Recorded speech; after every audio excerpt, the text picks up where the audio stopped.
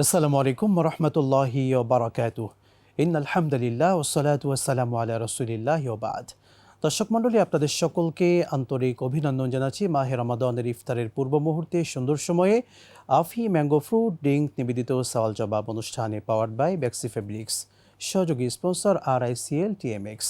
দর্শক, আজকে আমরা অতিথি হিসেবে পেয়েছি বাংলাদেশের প্রখ্যাত ইসলামিক স্কলার, বিশিষ্ট ইসলামী চিন্তাবিদ, লেখক এবং গবেষক ফদিলাতুল শেখ মুফতি আব্দুল্লাহ তামিম হাফিজাহুল্লাহ।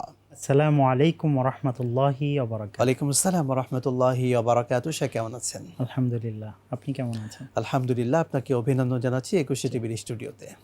আপনাকেও শুকরিয়া জ্ঞাপন করছি।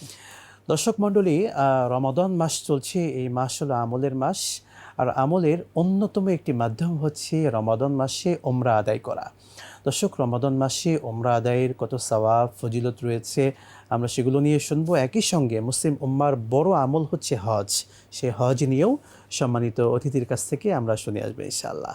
শেখ, প্রথমে জানতে চাওয়া, যেহেতু রমাদান মাস চলছে, এই মাসে ওমরা আদায়ের ফজিলত নিয়ে। এই রমজান মহিমান্বিত এক মাস, যেই মাসে আল্লাহ রাব্বুল আলামিন কোরআন অবতীর্ণ করেছেন। তো প্রথমেই উমরার আগে আমি হজের কথা বলতে চাই। মান হাজ্জা লিল্লাহ ফালাম ইয়ারফুস ওয়ালাম ইয়াফসুক রাজাআ কায়াউমি ওয়ালাদাতহু উম্মুহু। সুবহানাল্লাহ। তো হজ এত বড় একটি বিধান যে যে হজে যাবে কোনো প্রকারের ওখানে গুনাহের কাজ করবে না এবং আল্লাহর বিধানগুলো সঠিকভাবে পালন করবে, সে কেমন যেন সদ্য ভূমিষ্ঠ সন্তানের মতো। হজ এমন একটা জায়গা, এমন একটা বিধান যে প্রত্যেকটা সময় এবং প্রত্যেকটা জায়গায় কেমন যেন মনে হচ্ছে যে আল্লাহ রাব্বুল আলামিন আমাকে হাজার হাজার বছর আগে ফিরিয়ে নিয়ে গিয়েছেন আল্লাহ, এবং আল্লাহ তাআলার এত কাছাকাছি আমাকে ডেকে নিয়েছেন যে আসলে এটা কোনো ভাষা আসলে ব্যক্ত করা পসিবল না। তো এই রমজান মাসে উমরা করারও অনেক বড় সওয়াব রয়েছে। অন্য সময় উমরা করা আর এই রমজানে উমরা করার মধ্যেও শত শত গুণ বেশি সওয়াব রয়েছে। এর মধ্যে নবী করিম সাল্লাল্লাহু আলাইহি সাল্লাম যে উমরার বিষয়ে কথা বলেছেন যে একবার এক উমরা থেকে আরেক উমরা পর্যন্ত তার যত গুনাহ আছে আল্লাহ তাআলা ক্ষমা করে দেন। কাফারাতুল লিমা বাইনাহুমা। সুবহানাল্লাহ। তো এই জন্য আসলে যাদের সামর্থ্য আছে আমরা অবশ্যই রমজান মাসেই উমরা করার চেষ্টা করব। তো এই জন্য আমরা যারা এখনও যেতে পারি নাই তাদের উচিত এই রমজানে তাহাজ্জুদের নামাজে আল্লাহ তাআলার কাছে দোয়া করা, হে আল্লাহ, আপনার কাছে অর্থকড়ির কোনো অভাব নাই, আপনার কাছে কোনো দৌলতের অভাব নাই, আপনি কোন বললে সারা পৃথিবী হয়ে যায়, সেই জায়গায় আমাকে শুধু এই বাংলাদেশ থেকে ওখানে যাওয়ার মতো একটা ব্যবস্থা করে দিবেন। এটা আপনার কাছে বড় কিছু না, হে আল্লাহ, আপনি আমাকে কবুল করেন। ইনশাআল্লাহ আমরাও সেই দোয়া করছি। আপনার থেকে আরও শুনবো বিরতির পরে। দর্শক মণ্ডলী, 21 টিভির পর্দায় আফি ম্যাঙ্গো ফ্রুট ড্রিঙ্ক নিবেদিত সওয়াল জবাব অনুষ্ঠান দেখছিলেন, পাওয়ার্ড বাই বেক্সি ফেব্রিক্স, সহযোগী স্পন্সর RICL TMX। নিচ্ছি ছোট্ট বিরতি, সঙ্গেই থাকুন, ফিরছি ইনশাআল্লাহ।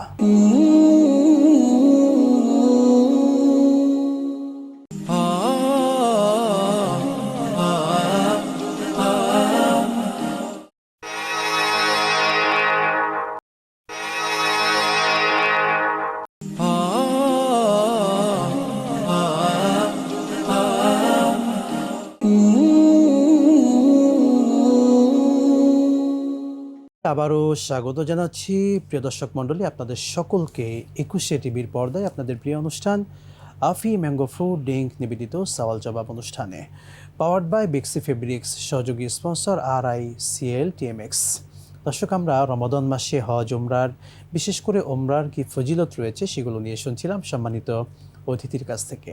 শেখ, আপনার কাছে জানতে চাওয়া, আমরা বিশেষ করে উমরা কিংবা হজ আদায় করার পূর্বে যারা হাজী সাহেব হবেন তাদের প্রস্তুতিটা কেমন হওয়া উচিত? অবশ্যই আসলে উমরার বিধিবিধানগুলো জেনে নেওয়া অনেক বেশি জরুরি।